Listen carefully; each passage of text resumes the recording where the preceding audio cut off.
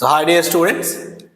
So today our topic is Indian foods, about Indian foods. So definitely every year we are getting a question on Indian foods. So how we are getting that kind of questions? He will ask jalebi is famous for which state? Okay, biryani is found at which area?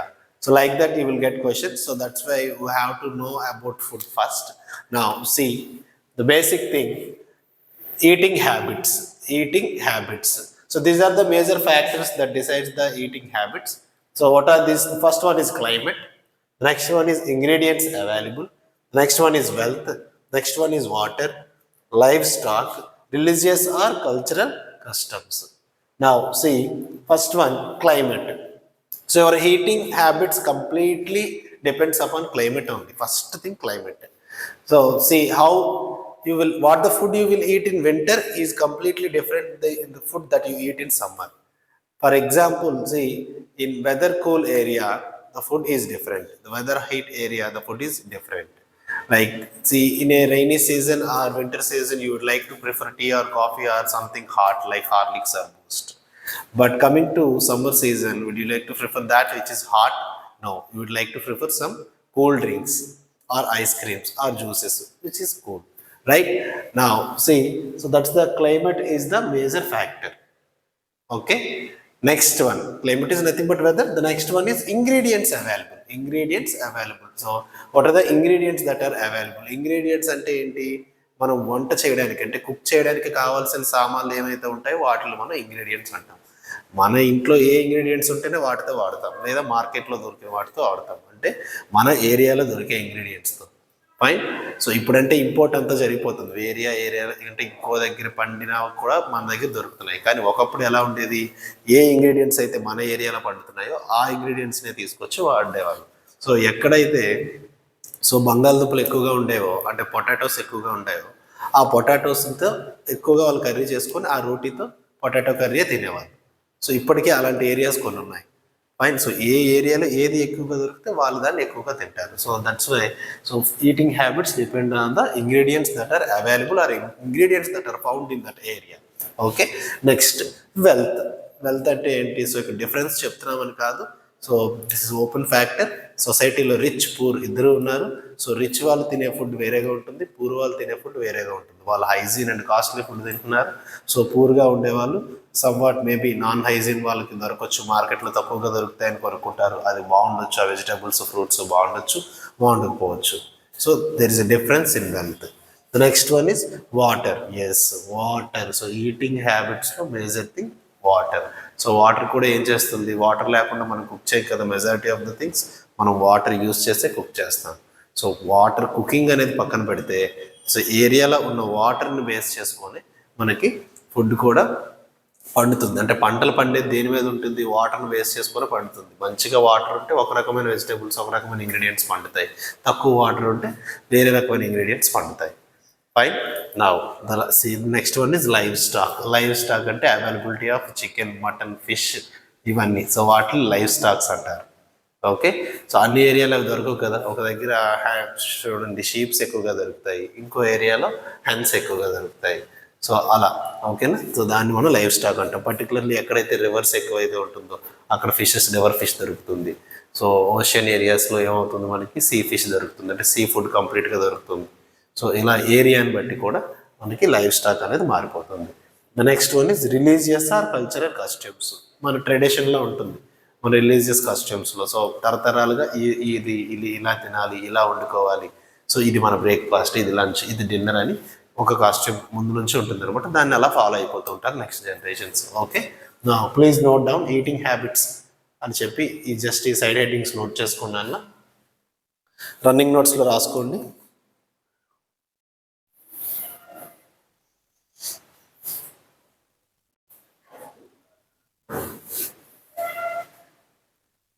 Pause the video and note down. Now see the next one. Rajasthan. మనకి first Rajasthan అంటే ఏం గుర్తొస్తుంది?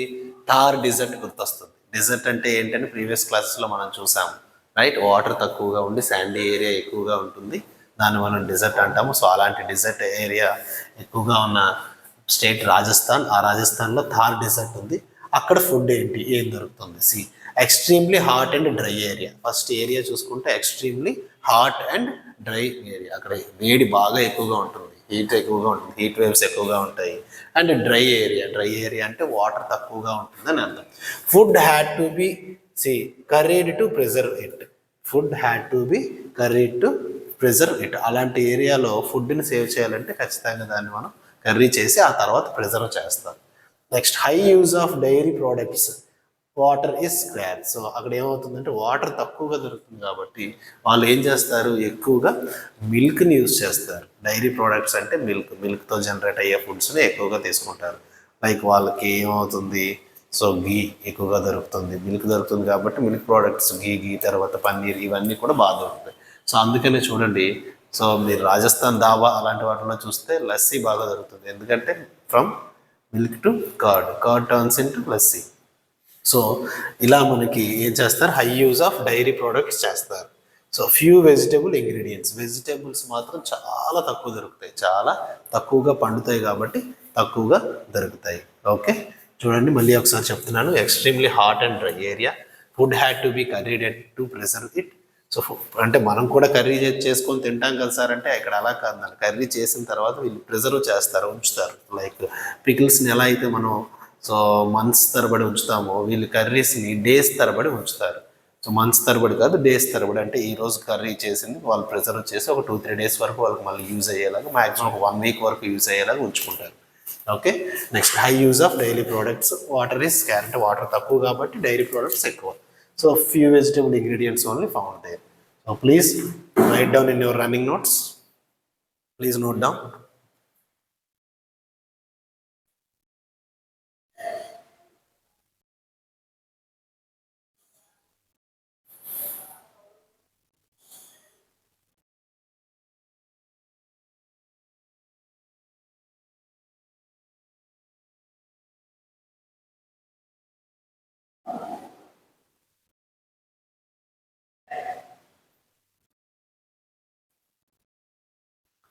Okay, now see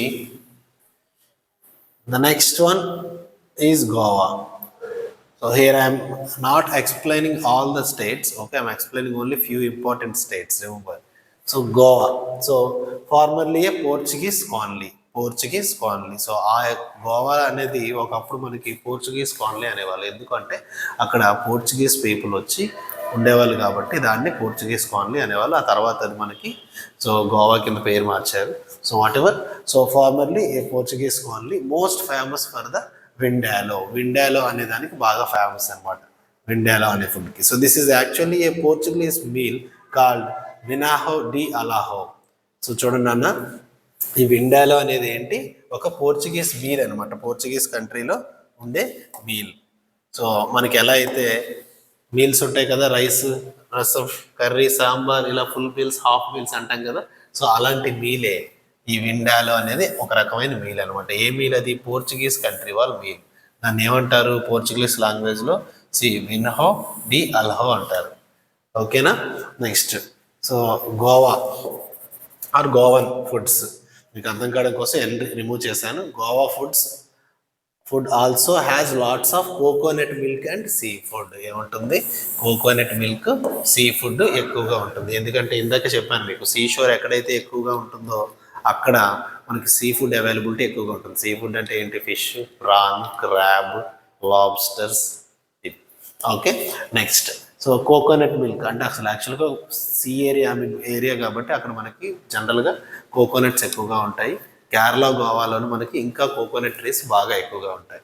so ఈ గోవాలో వచ్చేసరికి coconut trees ఎక్కువగా ఉండడం వల్ల coconut water, so coconut milk, ఆ కోకోనట్తో యూజ్ అయ్యే అన్ని ప్రోడక్ట్స్ కూడా మనకి ఎక్కువగా దొరుకుతాయి.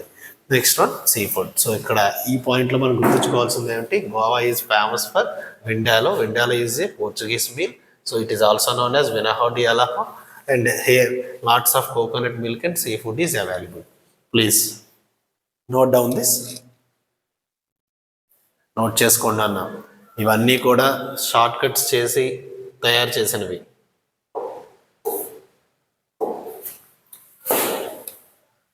ప్లీజ్ రన్నింగ్ నోట్స్ రాసుకొని ఎగ్జామ్కి వెళ్ళే ముందు మీరు ఇవన్నీ రివైజ్ చేస్తేనే యూజ్ అవుతుంది. మీరు అలా వీడియో చూసి వదిలేస్తాను అంటే సరిపోద్ది.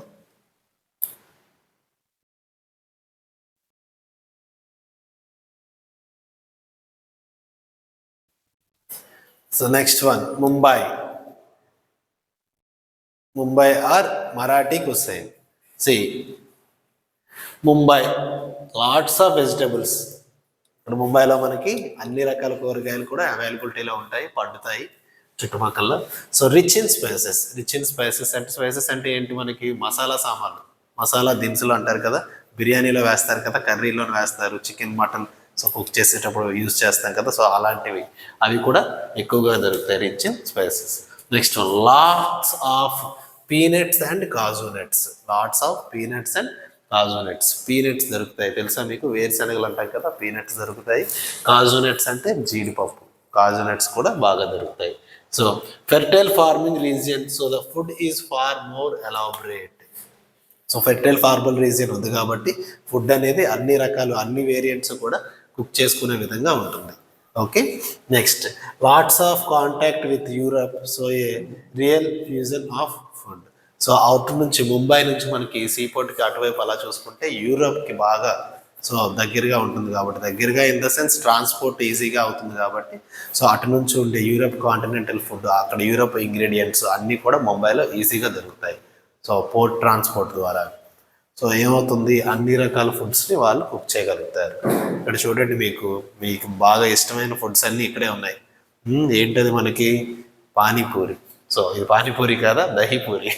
సో పానీపూరి, దహీపూరి, పావ్ బాజీ, వడాపావ్. సో చూసారా ఇక్కడ అన్నీ ఐస్ గోలాస్ అన్నీ కూడా మనకి అన్ని రకాల ఫుడ్స్ ముంబైలో దొరుకుతాయి. సరే మీరు అడగొచ్చు, సార్ ఇప్పుడు మన వైజాగ్లో దొరుకుతున్నాయి, అన్ని ఊర్లో అన్ని సిటీస్లో కూడా దొరుకుతున్నాయి కదా సార్ అంటే, ఇప్పుడు ఇంపోర్ట్ చేయబడ్డారు, బట్ ఈ ఇంగ్రీడియంట్స్ అన్ని వాళ్ళు అక్కడి నుంచి తెచ్చుకొని ఇక్కడ చేస్తారు నన్ను. Okay fine, please note down. ఇవన్నీ మీకు డిఫరెన్సెస్ తెలియాలి. ఇది మాత్రమే సరిపోదు నాన్న, దీని వెనకతలు మీరు వర్కౌట్ చేయాలి, జీకే బిట్స్ చదవాలి, థియరీ పార్ట్తో పాటు జీకే బిట్స్ మీరు చదివితేనే. ఇది ఓన్లీ ఒక బేసిక్ క్లాస్, ఇంట్రడక్షన్ క్లాస్ లాంటిది ఇది. The next one is Punjab, Kashmir or Punjab. ఇక్కడ చూడండి అన్న, కాశ్మీర్కి పంజాబ్కి ఆల్మోస్ట్ ఫుడ్ చాలా వరకు సిమిలర్గానే ఉంటుంది. ఓకే, సి నార్త్లో మనకి నార్త్ విషయానికి వస్తే, so these are the types of Indian food most commonly cooked in UK restaurants. So ఇక్కడ ఏదైతే మనకి కాశ్మీర్ అండ్ పంజాబ్లో దొరుకుతాయో అవి యూకే రెస్టారెంట్స్లో కూడా కుక్ చేస్తారు. So flat breads such as non. First చెప్పాలంటే నాన్, మనకి ఈ బటర్ నాన్స్ అవి మీకు ఐడియా ఉంటుంది కదా, సో చపాతీ ఇలా ఉంటుంది, మనం చపాతీ అంటాం, సో దాన్ని వాళ్ళు ఏం చేస్తారంటే నాన్స్ లాగా చేస్తారు. ఇప్పుడు రోటీ, తందూరి రోటీ, పుల్కా, నాన్ అంటారు కదా, నేను రెస్టారెంట్లో మెనూ చెప్పినట్టు చెప్తున్నాను మీకు. ఫైన్, సో ఈ నాన్స్ అవి అక్కడి నుంచి వచ్చినవి. ఫస్ట్ మనకి flat breads such as naan. Tandoori cooking, tandoori is a large circular oven. ఇక్కడ మీకు ఒక విషయం చెప్పాలి, తందూరి అంటే తెలుసా మీకు అసలు? తందూరి రోటీ ఎలా కుక్ చేస్తారు, మన ఇంట్లో స్టవ్లా ఉండదు నాన్న, అది ఎలా ఉంటుందంటే ఒక సర్క్యులర్ ఓవెన్ లాగా ఉంటుంది, అండర్ గ్రౌండ్లో ఉంటుంది అనమాట అది. లేదా దానికోసం ఇప్పుడు మనకి ఇంట్లో టేబుల్ ఎలా అయితే ఉంటుందో అలాంటి టేబుల్ కన్స్ట్రక్ట్ చేసి, సో ఒక సర్క్యులర్ ఓవెన్ని క్రియేట్ చేస్తారు. అంటే కన్నం పైన హోల్ ఉంటుంది, చుట్టూ వాల్స్ ఉంటాయి అనమాట. వీడు రోటీని తయారు చేసి ఆ రోటీని ఏం చేస్తారు, ఆ చపాతీ ముద్ద ఏదైతే ఉంటుందో దాన్ని తీసుకొచ్చి అక్కడ వాల్కి స్టిక్ చేసి క్లోజ్ చేస్తారు. ఇప్పుడు మనకి ఇంట్లో మైక్రోవేవ్ని ఎలా అయితే పనిచేస్తుందో, హీట్ చేయడానికి యూజ్ చేస్తాం కదా, గ్రిల్ చేయడానికి యూజ్ చేస్తాం కదా, సో అలా ఆ ఓవెన్ ఈ రోటీని హీట్ చేస్తుంది అనమాట. క్లియర్? సో దాని తర్వాత దాన్ని తినడానికి ఉపయోగిస్తారు. సో ఆ ప్రాసెస్ ఎక్కువ మనకి కాశ్మీర్, పంజాబ్లోనే ఉంటుంది. So tandoori cooking, the tandoori is a large circular oven. Next samosas and pakodas. Samosa, pakoda మన ఏరియాలో, మన ఊరు అనుకుంటున్నారా? మీరు చూడండి, ఇప్పుడు సో జనరల్గా ఇప్పుడు అన్ని ఏరియాస్లో కూడా జిలేబీ అండ్ సమోసా రెండు దొరుకుతున్నాయి పక్కనే. సో ఒక చిన్న స్టాల్, ఒక చిన్న బాక్స్లో పెట్టి అమ్ముతూ ఉంటున్నారు. సో వీళ్ళందరూ ఎక్కడి నుంచి వచ్చిన వాళ్ళు, కంప్లీట్గా నార్త్ ఇండియా నుంచి వచ్చిన వాళ్ళు, వచ్చి మొత్తం ఇండియా మొత్తం స్ప్రెడ్ అయ్యి ఆ స్టాల్స్ పెట్టారు. సో అంటే ఏంటి, సమోసా అనేది మనం చిన్నప్పటి నుంచి చూస్తున్నాం కదా, మన ఏరియాలో పుట్టింది, మన ఏరియాలో దొరికిందని అనుకోవద్దు. ఓకేనా. So samosa and pakodas are famous at Kashmir and Punjab. Okay, గుర్తుంచుకున్నాను. సో ఈ కోర్మా, పసంద, రోగన్ జోష్ అనేవి కూడా అక్కడే. Please note down. Naan culture, butter naan culture. నాన్కి బటర్ రాస్తే బటర్ నాన్, రోటీ, రుమాలి రోటీ, పరోటా, ఇవన్నీ కూడా నార్త్ నుంచే వచ్చాయి, నార్త్ ఇండియన్ ఫుడ్సే, ఇన్క్లూడింగ్ చపాతీ. అవన్నీ మనకి చేయడానికి కష్టం కాబట్టి, చపాతీ చేయడం కొంతవరకు ఈజీ కాబట్టి, సో ఏం చేస్తున్నాం మనం, సింపుల్గా చపాతీ చేసుకుంటున్నాం. ఓకే, నెక్స్ట్ వన్ చూద్దామా. సో సదరన్ కోస్ట్, పైన ఇప్పుడు నార్త్ కోస్ట్ చూసాము, ఇప్పుడు మన south Coast, southern Coast, very spicy food. So north కన్నా మనకి ఇక్కడే స్పైసీ ఫుడ్ దొరుకుతుంది. స్పైసీ ఫుడ్ అంటే కారం ఎక్కువగా ఉండేవి. Okay, next lots of coconuts used. Lots of coconuts used, చాలా కోకోనట్స్ మనం యూజ్ చేస్తాము. ఎందుకంటే మనకి సదరన్ కోస్ట్లోనే మొత్తం అంతా సీషోర్ అంతా ఎక్కువగా ఉంది కాబట్టి మనకి కోకోనట్స్ ఎక్కువగా దొరుకుతాయి కాబట్టి కోకోనట్స్ని యూజ్ చేస్తాం. అంటే కొబ్బరి పొడి, ఓకే, అంటే కర్రీస్లో కూడా మనం కొబ్బరిని మిక్స్ చేస్తాం. Next sea food, Indian ocean is plentiful. మనకి సీ ఫుడ్ ఇండియన్ ఓషన్ నుంచి బాగా ఎక్కువగా దొరుకుతుంది. బే ఆఫ్ బెంగాల్ కన్నా ఇండియన్ ఓషన్లో ఎక్కువ సీ ఫుడ్ని బయటకు తీస్తారు. Next traditionally banana leaves are used as plates. ఇప్పటికీ ఇందాక మనం స్టార్టింగ్లో ఫుడ్ హ్యాబిట్స్ దగ్గర ట్రెడిషనల్ అని కూడా చెప్పుకున్నాం, లాస్ట్ పాయింట్. సో అక్కడ చూడండి, సో మనకేంటి జనరల్గా మనకి ప్లేట్స్గా ఏం యూజ్ చేస్తున్నాం, బనానా లీవ్స్ని యూజ్ చేస్తాం. రేపు పొద్దున జీకే క్వశ్చన్లో banana leaves are traditionally used in which area అంటే మీరు సదరన్ కోస్ట్ అని ఆప్షన్ సెలెక్ట్ చేయాలి. ఓకే, బట్ ఇప్పుడు ఏమవుతుంది, ఈ బనానా లీవ్స్ కూడా ప్లాస్టిక్ వచ్చేసాయి. సో అవి యూజ్ చేయొద్దు నాన్న, ఇంట్లో కూడా యూజ్ చేయనివ్వద్దు. యూజ్ చేస్తే real banana leaves. Okay, fine, note చేసుకోండి please note down.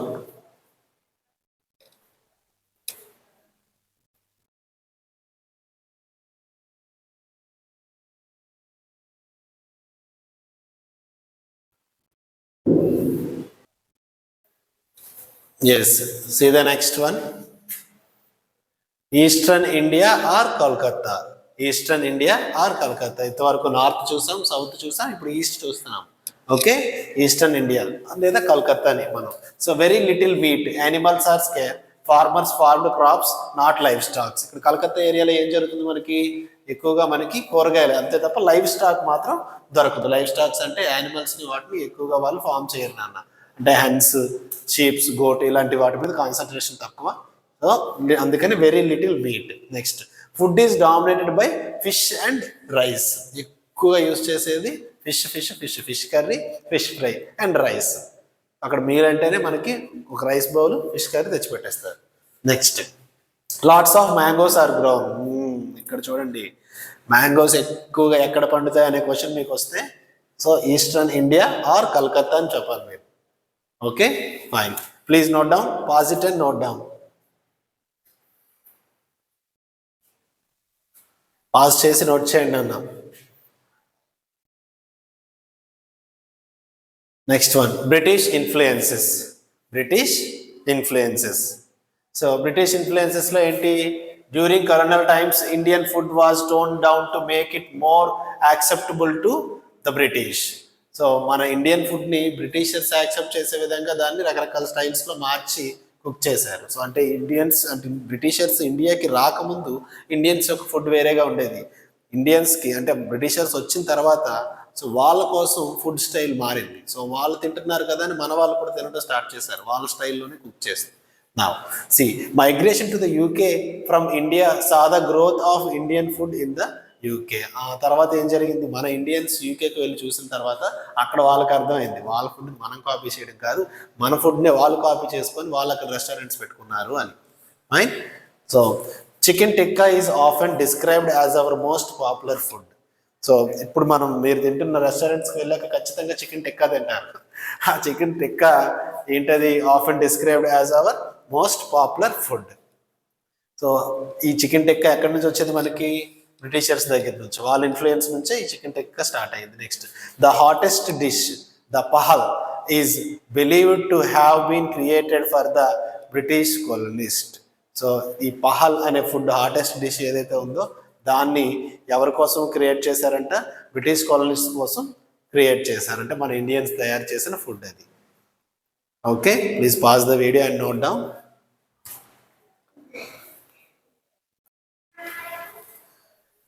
So hope you observed all the points very clearly. So check your running notes, go through that. Thank you so much. See you in the next video. All the best.